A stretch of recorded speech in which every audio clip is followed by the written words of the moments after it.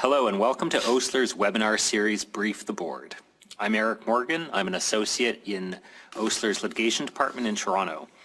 This is a series of webinars that Osler is presenting on how counsel can brief their board members and senior executives about a variety of litigation topics. In today's webinar, we will be discussing briefing boards and executives about risk management. I'm joined today by Larry Ritchie, a partner here at Osler in Toronto and the chair of Osler's Crisis Response and Risk Management Group, and Alan Stewart, a partner with Deloitte Forensic and leader of the Canadian practice. If you have any questions during the webinar, please email us or type them into the area provided on your screen, and we'll respond to them as time permits. So with that, I'm going to turn it over to Larry and Alan. Eric, thank you very much, and thank you first and foremost the listeners, people who are participating in this webinar, and thank you, Alan, for joining us today. Today, as Eric said, we're going to talk about proactive crisis management and what it means to expect the unexpected. And I think a good place to start is to summarize some of the research that we were involved in putting together with the Institute of Corporate Directors last year on how directors feel about crises and their general response and what they feel about their individual companies for which they serve. First and foremost, board members agree, over 75%, that reputation building, reputation maintenance, and crisis management preparation are all very important parts of their mandate. They see, in terms of risks for their own organizations flagged by the directors, risk as being 83%, ethical concerns 77.9%, financial reporting about the same, and cybersecurity up there as well. Those are the four areas that they see as major concerns to keep an eye on when they're safeguarding the reputation of their organization.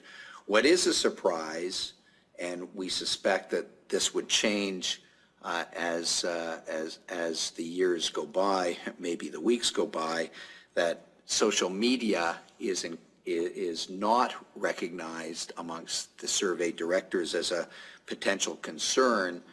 As said, we believe that it should be, and we'll see when we go back to directors to see what their concerns are in a few years, what they have to say about that. Alan? Yeah, that's actually a surprise to me. We're seeing more and more social media plays a role in our investigations. Certainly in terms of fact-finding, it's very helpful in some cases, but also recently we were able to identify a threat issued over social media to a corporation from 2 or 3 different people that the corporation itself had not picked up on. So there was basically an underlying threat from an environmental group to take some physical action on the company's premises. And you can see how easy it is to damage one's reputation through rumors, innuendos, unsubstantiated facts through social media that we feel directors should be concerned about. So that's something that we'll watch in the years, I keep saying the years to come, but it'll be much sooner than that. Now, the other thing that's interesting is that directors generally, at least the survey directors, generally believe that they're ready for a crisis. They state that over 2/3 of them state that their company has a formal crisis response plan for dealing with a sudden crisis, and a significant number, 80%, feel that management teams have the skills to handle the crisis. However, when really pushed, Only 30% feel confident that their enterprise risk management system has identified all of the material risks, and less than 25% believe that they don't know if they have a succession plan in place. And when you think about how succession is so important and planning for succession is so important to companies and an important role for boards, you can see an inconsistency in terms of their confidence and their true feelings about facts on the ground, would suggest that perhaps board members are a little overconfident in their feelings about the ability of the companies to respond to crises. So let's just quickly walk through some of the summaries of these reviews based on the survey. There is a general recognition of the importance of board oversight of corporate reputation building, maintenance, and crisis management. They understand that risks should be and have been identified by directors, and they include reputational, ethical, financial reporting, cybersecurity, but not social media. They believe their organizations are ready for for a crisis, and that management teams have the necessary skills. But as we have said, we worry that they're a bit overconfident in these feelings. Directors expect to use existing company advisors for advice for a crisis, yet they recognize that more diligence is required to protect board members. And Alan, just generally, what's your perception of those findings, and what does it mean?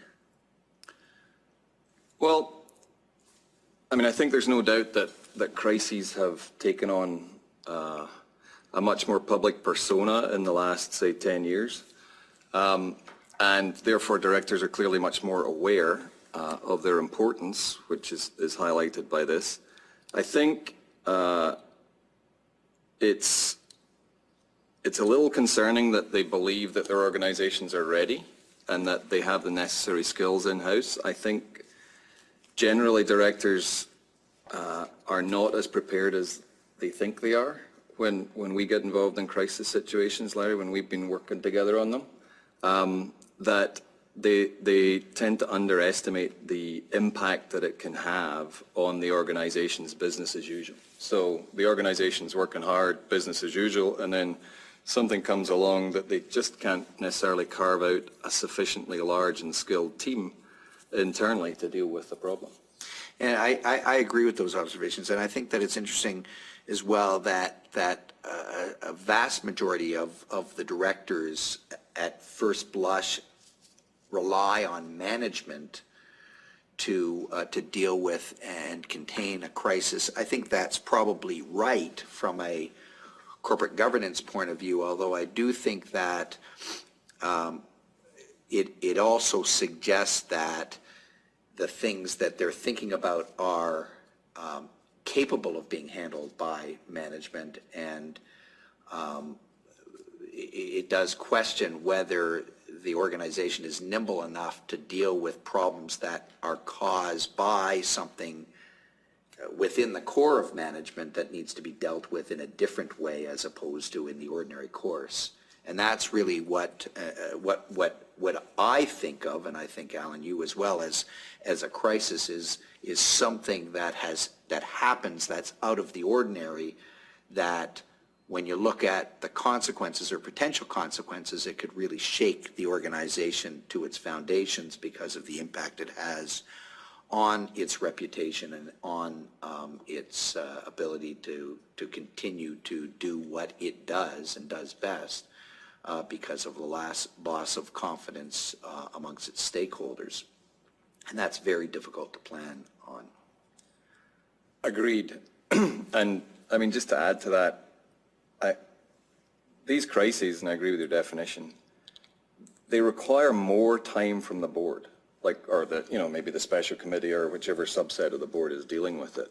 It requires a lot more involvement and time from the board, and I've been in situations where some individual directors are not ready to do that.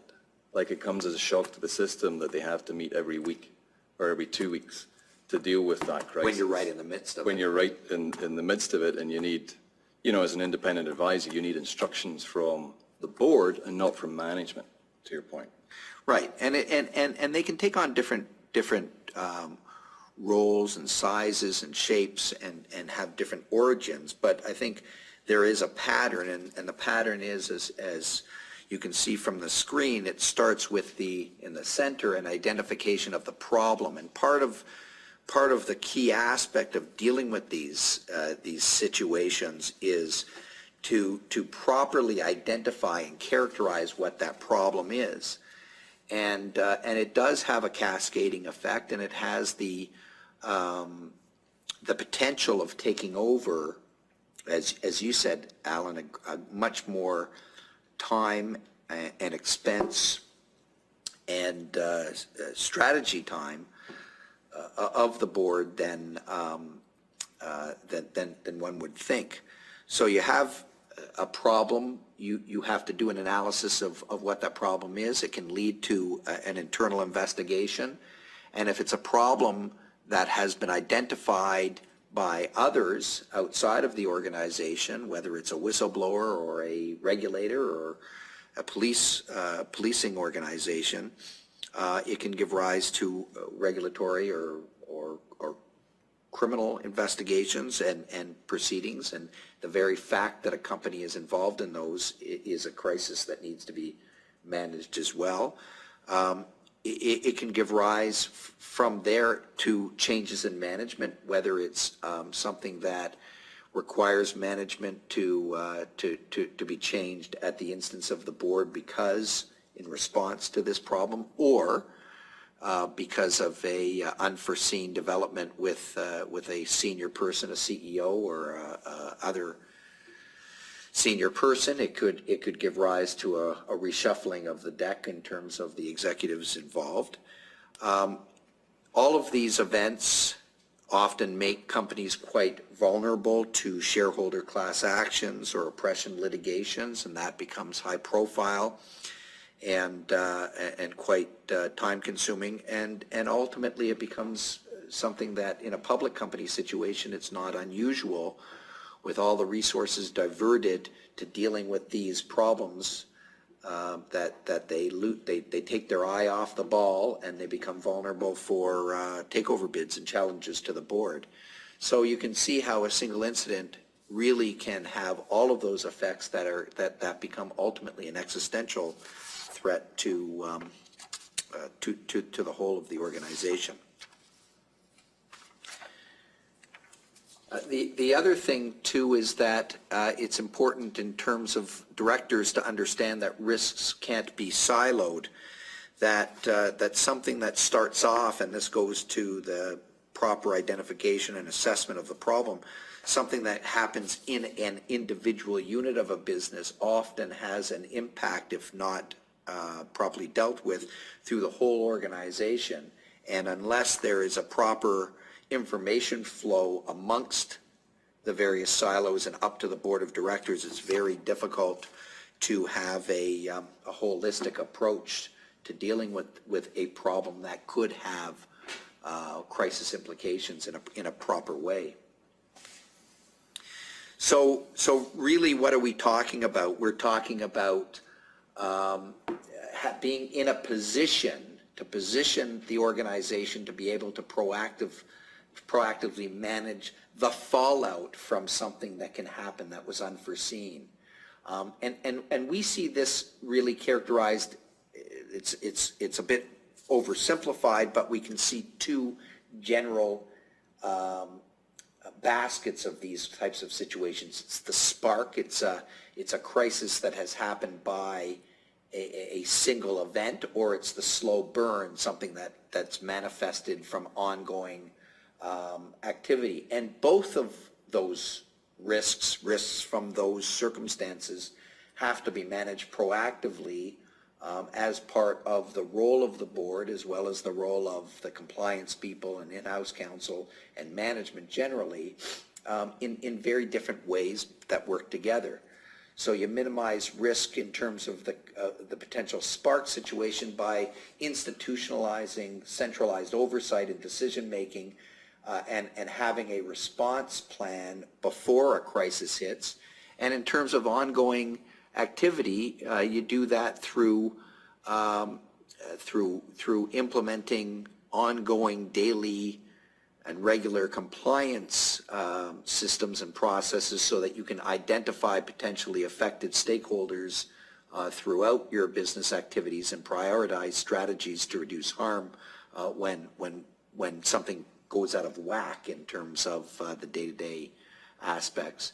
The one thing, before I turn it over to you, Alan, is to emphasize is communication. Communication is key, both in terms of planning, both in terms of making sure that the information about the potential problem and its cascading effect getting to the right decision makers and throughout the organization and to external stakeholders, it's very, very important. So you have to, as part of any plan, on an ongoing basis, as well as in responding to these problems, to have an extensive internal and external communication strategy throughout the piece.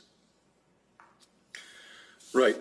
Excuse me. So I agree with that. Absolutely. The different stakeholders point is very interesting. So in these crises, you certainly can have multiple and competing stakeholders in terms of those impacted by the investigation or by the crisis. Fundamentally, the same facts should influence dealing with any stakeholder. The problem may be that you just haven't developed the facts or you don't know all of the facts, certainly at the beginning. And so that's typically the first action is to find the facts. But you can see that, if it's a public company, the competing demands of the public for information, the regulator for information, there might be a class action. They generally start fairly soon after some announcement, litigation, and also your employees. Don't lose sight of the employees for information. I mean, it gets pretty tricky. The employee issue is a very important one, and which is often overlooked, at least at the beginning. It's not overlooked when you're in the thick of things, because you will know when people are leaving and jumping ship when you've done a suboptimal job of managing communications within the organization for your employees. Getting the facts, as I'm speaking to a forensic expert, is obviously a very important point, but also how you get the facts and all of the things and the stakeholders and the concerns that you've just expressed are something that right at the outset, the team that is responsible for dealing with this situation has to make a very quick, and it's not just quickness, it has to be a smart and well-considered decision about whether this is something that should be examined by the people who are already involved, or whether you go out and have a level of independence. And all of that leads into the importance of having a crisis response plan, because those are some of the factors that you can plan a process as to how to make those decisions, yet because of the way we've defined crisis and the unforeseen aspect and nature of it, you can't have a script that you have to be married to. So that really means that you should identify building blocks for a crisis response plan, and we've set out some that we've identified. Obviously, there's no hard and fast rule, but these are things that we think are absolutely crucial that you can have in place, sort of steps and an understanding of how things will evolve in advance to help you navigate through the problems as they arrive. The first is to identify your team and that's something we can drill down on in a moment. You want to develop an internal and external communication plan for the reasons that we have discussed. You want to conduct an internal investigation of some kind. It doesn't have to be the kind that, you know, you and I would be called in to dig around a problem, although we like those the best. But there has to be a process and an understanding of how it's going to be dealt with. And in certain circumstances, you're going to have engagements, if you're in a regulated business, with the regulator, and you're going to have to make decisions whether you do that voluntarily and how you approach that. And that's going to be a very, very important role for legal advisors to assist with. And also, if it's not voluntary, if they're using compulsion such as search and seizures, how you're going to respond, how you want to position the organization, and it's not an easy call whether you want to be cooperative or whether you want to rely on your rights. But really, first and foremost as well, and I know I've used that expression a lot in here, but really what overlays all of this is you want to anticipate and manage fallout throughout every step of this and throughout. And finally, particularly for those who are advising boards and sitting on boards, all the way through this, you have to make sure that you are not immunized from getting good help and good guidance by making sure that, because what you're doing is basically shooting yourself in the foot if you think you're just wanting to be left alone. You need up the ladder reporting and down the ladder communication. Alan? Yeah, I think that's right. In these things, sometimes you just never know where the crisis is going to take you. So careful consideration up front as to who your team is and how you operate is really important. So for example, you know, in the worst case scenario, you've got litigation, you've got regulatory action as well. The same e-discovery will, you know, the same documents will influence everything. It's better to collect those all up front, potentially, rather than collect them piecemeal or maybe duplicate collections throughout the piece as a new stakeholder is uncovered. So anticipating the future when you start to assemble your team and conduct the review is very important. When you are assembling your team, what is difficult for all of us is you want to be as prepared and have as much in the can as you possibly can, but as we've said, you have to ensure that you're nimble and you can and that you can direct yourself to the problem with the right people around the table. And that means that you just have to really have an understanding of what can go wrong and how, and the type of process that you're going to apply, as opposed to, as I said before, having a script. Because often when you go back to one of the earlier slides, our experience, Alan, is that when you identify the problem on day one and think about the risks that can occur and prioritize those, day 19, the assessment looks quite different than it does in day one, because that fact gathering, that fact process, and the reporting up and the communications throughout the organization is such an iterative process that it changes, and you have to really motivate, or you have to be directed to those changes as they evolve. Right. So I mean, so for example, if you start the review with in-house counsel and internal audit, for example, that's a pretty good cost-effective way to start a review, and that, you know, 9 times out of 10 that may be sufficient and get you everywhere you need to go. But at some stage, that in-house counsel may not want to be a witness to whatever people are telling him or her, may seek counsel from, you know, external advisors to say, am I doing the right thing? Is the scope right?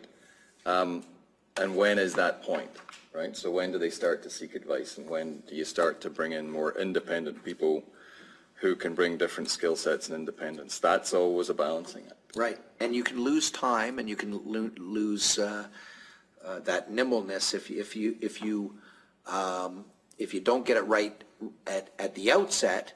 But at the same time, you have to make sure that you are flexible enough that if you have made a misstep in terms of the first couple of decisions, that you can't unwind it or change direction, because it's very important, as I've said before, to be nimble. And that's why, what do you know should happen in every case? Well, you should have a protocol in place in terms of assembling your team. You should have a way that these decisions are made.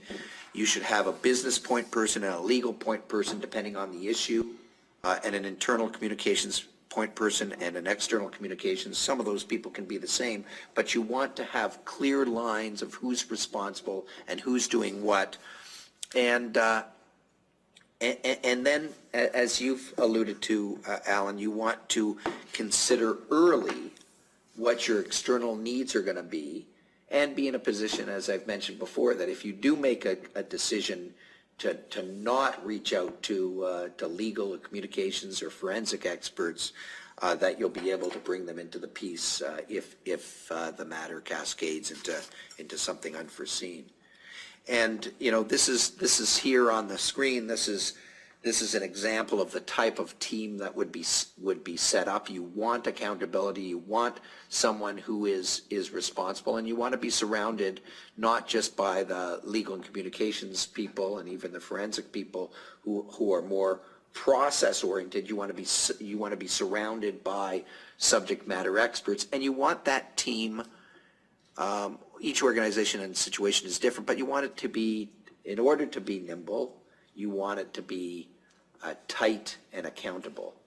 And here we've set out what we think is the role of the team, is to support the response, to ensure that the priorities that are set by the board or senior management are properly addressed, to set out and change and properly assess on an ongoing basis your objectives and policies for this management, and to be responsible in management of the communication strategy, and to constantly assess and take steps to minimize impact to the organization. The team does not act on its own. The team is the conduit for the organization, and in most cases, as the matter proceeds, it reports to the board or someone who's identified as having ultimate responsibility.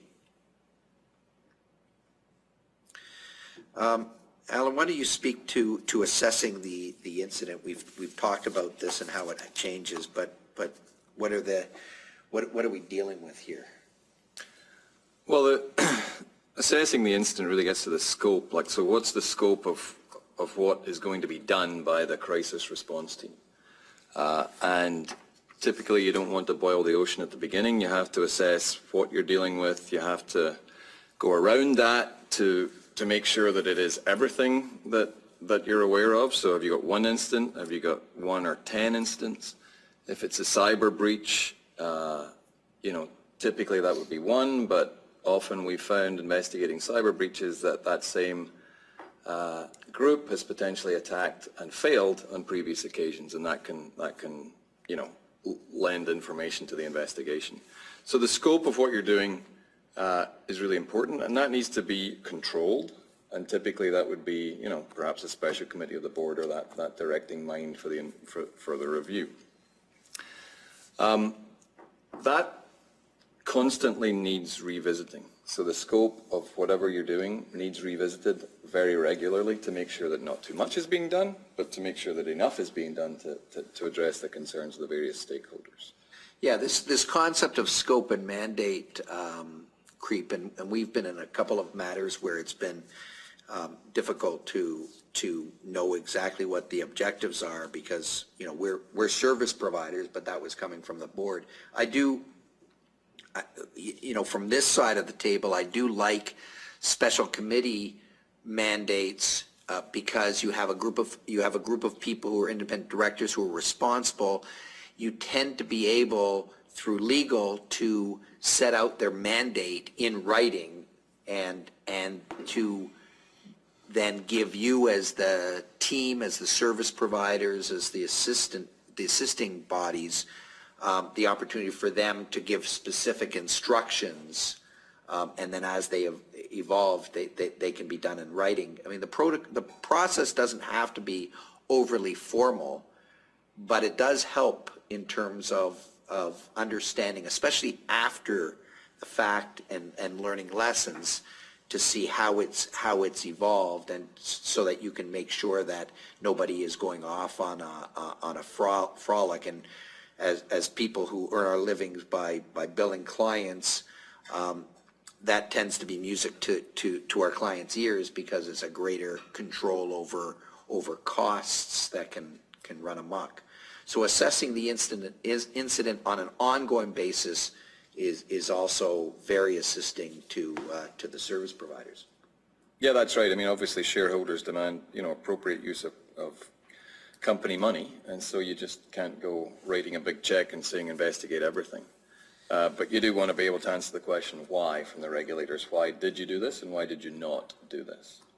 So one of the things that are part of the plan that you have to really keep in mind, and there's a lot that we're throwing out, but really part of it is also to understand the needs of the people who are key actors, and the needs of the board and the needs of management and legal are quite different in these situations. But in our experience, in my experience, the needs of the board generally remain kind of the same, that they require regular and timely reporting. They want to understand the communication strategy and their role in it. They want a constant assessment of the quantification of exposure, which can be quite,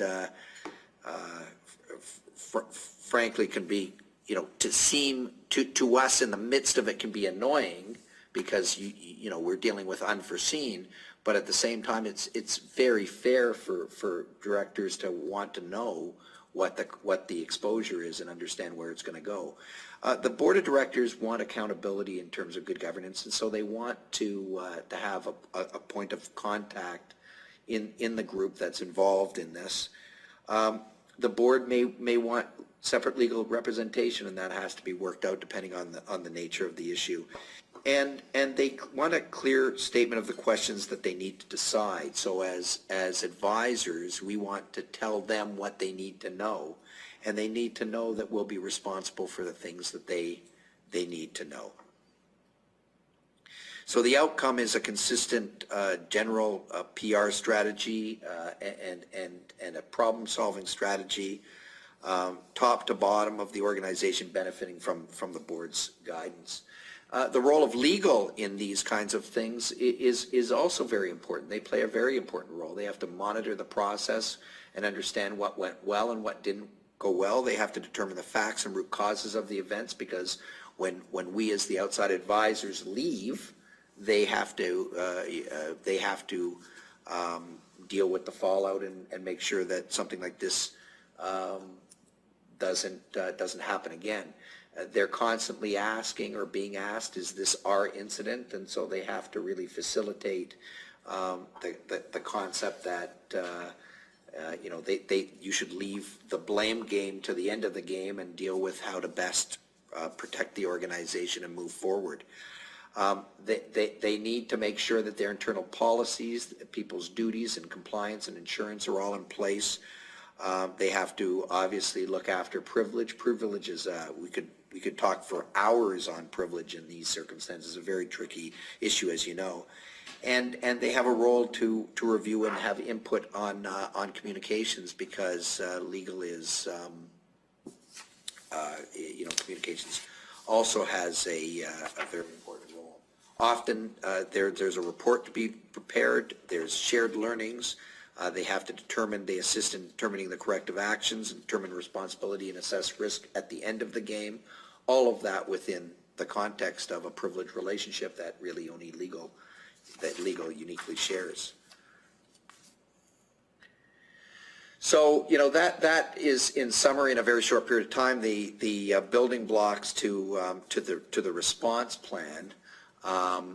And now for the 5 minutes or so that we have, we'd like to just talk about how to use learnings from previous experiences, or to really anticipate these things happening by having what we've called the best defense is a good offense. And maybe the line beside number one is a is a giveaway. But Alan, how does one best do that? How does one best become prepared? I think the culture of compliance has to start at the top, and it has to be just consistently flowed down through the organization. It has to be more than, it has to be meaningful. It has to be more than just words on a page or processes in a book. People actually have to believe it and live it every day. And, you know, so when we talk about the procedures and mandatory training and a reporting system, the best ones are active and in place, and people buy into them. The worst ones are thick volumes or thick websites that people have to flick through once a year and sign off on. You know, it's the point you raise is a crucial one. It's not enough to simply have policies and processes and protocols on the books. It's like a fire drill. You really have to walk people, at least the people who are going to be the decision makers and be active in this. No, I'm going to take that back. I actually think everybody has to understand how these things are going to unfold and be tested and reviewed and do more, as you've suggested, than just have them on the books. I think it's always a good question to ask if you're a director, to ask of you know, whoever it is who would be in charge of the program, you know, how many whistleblower complaints have we had? You know, if the answer is 0, there's 2 potentials for that. One, there's absolutely no issues, and in an organization of significant size, that might be surprising, even if they're, you know, crazy issues. So there's 2 possibilities. One would be that the process doesn't work at all, so people don't believe in it because it's reporting to the wrong place or whatever. Right, and our experience is that it's rarely the former. Right. And it is there's lots of red flags in terms of those types of things for whistleblower policies. And one of the things that really does, and it's the second last bullet there, really is important to maintain a proper reporting system and an information gathering system, is to make sure that when there are problems, that you are able to communicate to an important stakeholder, that internal stakeholders, that those problems will be remedied, and you want to create appropriate incentives for people who identify problems to come forward in a confidential, safe way, and in this environment when regulators and government organizations are creating competitors to the internal reporting system, you want to make sure that there is an incentive for aggrieved persons or people who have identified wrongdoing can report properly within the organization. Yeah, I was going to raise that. So the OSC's Office of the Whistleblower has created, you know, an absolute imperative for companies to have an effective program themselves. So they hear from the employees first. So here's some best practices that we've identified for a healthy compliance program. There are roles. This is not something that should be siloed out to the legal department, or that the legal department makes sure that it's the exclusive purview of management or some other group. It's something that is really, as you've suggested, holistic, and the legal group has a very important role to play in terms of education and supporting businesses really to identify the potential risks where this can go so that the organization can be better equipped. But as you've suggested, it's really management and the board testing and putting pressure on management to make sure that they promote and enforce these programs consistently, and that they take disciplinary action, as I mentioned before, against violators and be seen to take it seriously. And employees and all people who are affected have a role. Obviously, they have a role to make sure that they don't hide from a problem. They self-report and they bring compliance managers, bring facts to the compliance managers. And that basically what we encourage them to do, and the program should encourage them to do, is to err on the side of over-reporting. And so it becomes a natural thing that something that's an anomaly is brought to the attention of the compliance people, of the people who are handling these programs, so that an assessment can be made properly. Yeah, and obviously depending on the size and nature of the organization, how big or small the compliance group is, will determine some of the responsibilities.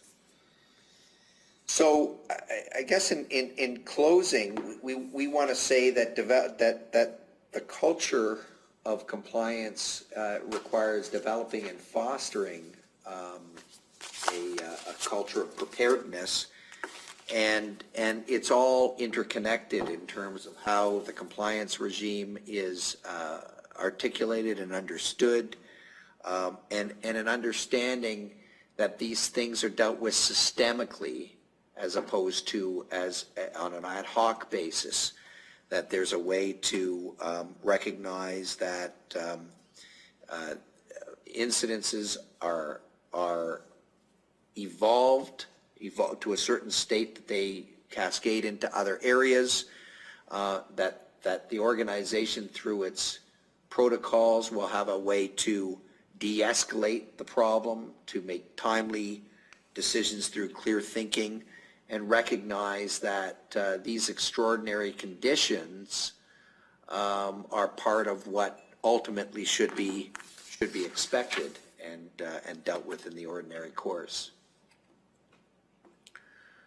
So finally, from a board, going back to the board point of view, you want to encourage the board to ask questions and to hold management and the legal group to account for what they're doing and how they're doing it. You want to be able to test the crisis response plan, and when there is a crisis or an unforeseen problem, to be able to properly review the results and understand the consequences. Alan, final words? Yeah, I think it's always a very good question for a board member to ask is like, what if we were hit by this? How would we react? What would we do? Often in the cases you and I have been involved in, Larry, we're faced with board members who are dealing with something for the first time, and they may not have a plan in place, or may not have had a plan in place. They would have been better off if they had. Terrific. Thanks very much, Larry and Alan. I think we've got time for a few quick questions.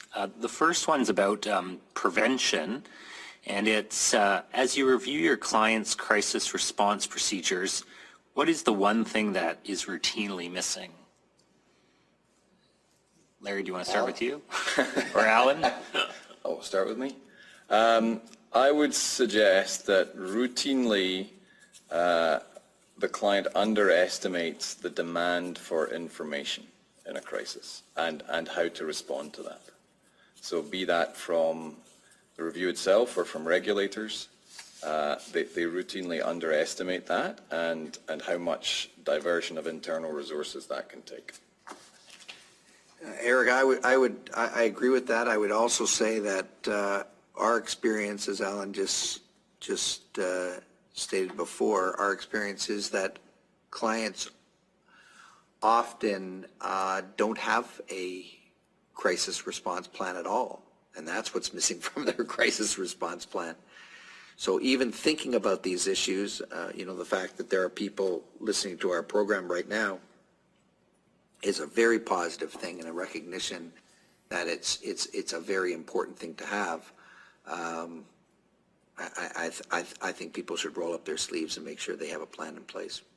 We've got one more question on the issue of reaction, and it's, what are some best practices for ensuring crisis response doesn't overwhelm day-to-day operations?